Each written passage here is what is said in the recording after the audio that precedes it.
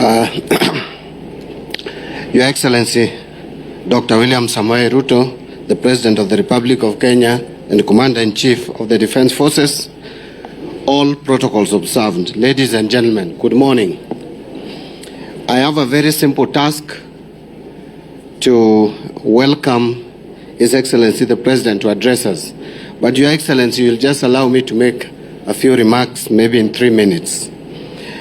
First, I am delighted to be here this morning to witness this evolutionary journey which is happening in our capital markets. Your Excellency, capital markets are the key connector of addressing some of the biggest economic challenges of our times. One of the key roles that capital markets play is mobilizing investment to catalyze economic growth and helping citizens in sharing the benefits of our economic prosperity, what we always call, and I want to borrow your own word, democratizing wealth. When you hear people saying that, yes, economy is growing, but it's in the hands or the pockets of a few, it's because the capital markets is not inclusive enough to accommodate as many people as possible. And I think the initiative we are taking today is clearly a demonstration of how then to expand the space and democratize wealth and be more inclusive. So the National Treasury will continue to come up with policies under your guidance to contribute to the growth of the robust and efficient capital markets that can more effectively play their role as engines of economic growth and broad prosperity.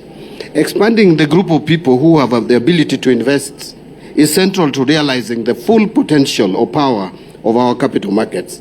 It means, one, that capital will be available for those who are seeking it, and also it means that people who will be able to share in the potential economic upside of the return generated by that capital being put to use. So the two sides will both benefit. Your Excellency, allow me to commend the Capital Markets Authority for their lead in supporting regulatory frameworks and market-led innovations that make it easy for individuals to access efficient and attractive ways to deepen our capital markets. I am very excited with the developments we are making on the setup of our National Infrastructure Fund. So investment funds have been and will continue to be a cornerstone of enabling wide-ranging investor participation in capital markets. Your Excellency, I know that governments have a central role to play in enabling and encouraging investor participation in markets, from specific incentives to save and invest for the long term to regulatory frameworks that give meaningful access to a diverse range of investment options. That is why the ZD product developed by Safaricom and NSE is most welcome. As I draw to a close, I want to mention that markets work best when they function in the interest of both providers of capital, that is the savers, and also the users of capital. So for it to work, it must be a win-win situation. And that is why sometimes I need to be forgiven when I tell off and use some unkind words to some individuals who are applying pedestrian economics. They seem not to appreciate and respect the principles of capital markets. And sometimes I find it difficult to forgive them. So, Your Excellency, when you see me a bit rough on them, you'll understand. But let me conclude by also echoing what the chairman of NSC said, that economic performance are in numbers, and you'll see it. And you cannot twist those numbers, and you cannot politicize the numbers, because they are there to be seen. If in 2022, Your Excellency, when you took over the leadership, our market capitalization was at 1.2 trillion, that's a fact. And if it is today 3 trillion, it's also a fact, or is over 3 trillion. So if from 2022, since independence of 2022 is 1.2, and now it is 3 years into your presidency, and then someone is saying you have not done well as a president, you want to ask how the else would the government perform? Because the performance of the economy is reflected in many, many ways, and one of them is the capital markets. If you have a strong, resilient capital market, it means people have confidence in that economy and they're investing. No one will invest in an economy where they don't have confidence in. And these are both foreign and local investors. And by the way, we are seeing, despite the noise that you see around in funerals and other places, and they have now included the churches, unfortunately, Kenyans have confidence in their economy because you see more local investment coming in to the capital market. So, Your Excellency, and I'm not saying this because I'm a sycophant, I'm just saying the truth. And the truth is that this economy is doing much better. Two more things. Your Excellency, when you came into office, and when I listened to you at one point, when we take a lot of time sitting at State House to just think on how to get this economy out of problems or out of struggles, I hear that when you came in, you are sitting long hours. I don't pity you. I don't envy you, Your Excellency. But at times we take too much time thinking of how to get our economy out of where it is or it has been. It is because leaders who were there before did not take time to address some of the challenges that were so obvious. For example, you are in 2022, 2023, coming to 2023, and there is a Eurobond of $2 billion US coming up for payment in June, as a bullet payment in June 2024, and you don't put in place any strategy to deal with that. To the extent you expose an economy so dangerously that Kenyans in early 2024 could not even find dollars if you went to the bank to get dollars to pay school fees for your child abroad. If you went for $2,000, if you are lucky, you'd get only $500. Your Excellency, I'm happy that under your leadership, we have managed to de-risk this economy.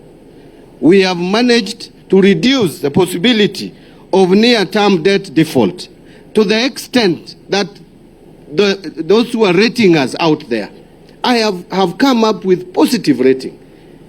It's not a coincidence that Moody's have said now we have a stable economy. So if people are out there saying that the economy is in shambles, economy is on its knees, yet we are rated as having moved from CAA1 with positive outlook to now B3 with a stable outlook. So what else, what evidence do you want? Lastly, Your Excellency, you know sometimes it's very interesting to work the public. We have been told a number of times, kindly put money in people's pockets, that the purchasing power of people has dwindled. Now when we say, looking at our population, looking at those who are employed, we go for those who are at the lower cadre because you campaigned on the platform of bottom-up economic transformation agenda. I was not with you in that, but I am now a student of that, and I've learned very well. I understand the bottom-up economic transformation agenda. Now, those who are earning 30,000 and below, we are saying should pay zero tax. And by the way, it is not just those who are earning 30,000 and below. Any money that you earn, which is 30,000 and below, even if you are earning $1 million, your 30,000 will also not be taxed. And then someone says that is not good enough. Look at how much that 6,000, from 24,000, which is not attracting tax today, to 30,000, is 6,000. Tax on 6,000 was 25%, a quarter of it, 1,500. Then someone is saying that is nothing. It is nothing to you because you are earning $1 million. But the person who is earning 30,000, it is a lot to give back that person 1,500. So wacha madharau, wacha kudharau hao watu. They feel it, and by the way, when I meet police officers, they are very happy. They are very excited with us, Your Excellency. The teachers who are earning 30,000 are very excited. And we have even gone a step further to propose that even the next 20,000, instead of taxing it at 30%, we tax it at 25%. That is another 5% off. That's another 1,000 shilling. it is nothing to you because your lunch is 10,000. But that person who survives on 6,000 per week, adding them 2,000, 3,000 is a lot of money.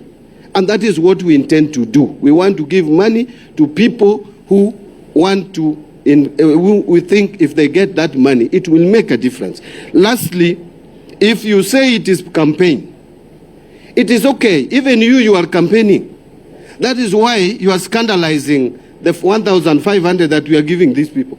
If it is campaign tool and it gives money back to the pockets of Kenyans, it is okay. It's a good campaign strategy. Your Excellency, we should continue with this campaign strategy so that Kenyans can get more money into their pockets.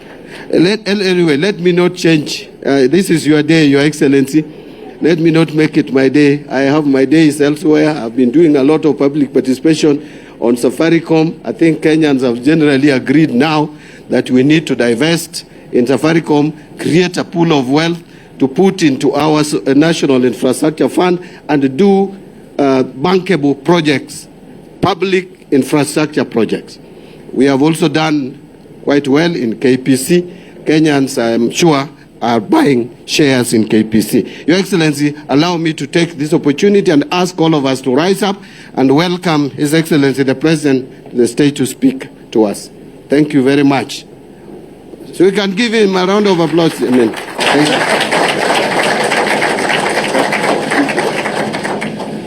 Thank you very much. Please let's take our seats. Asante sana.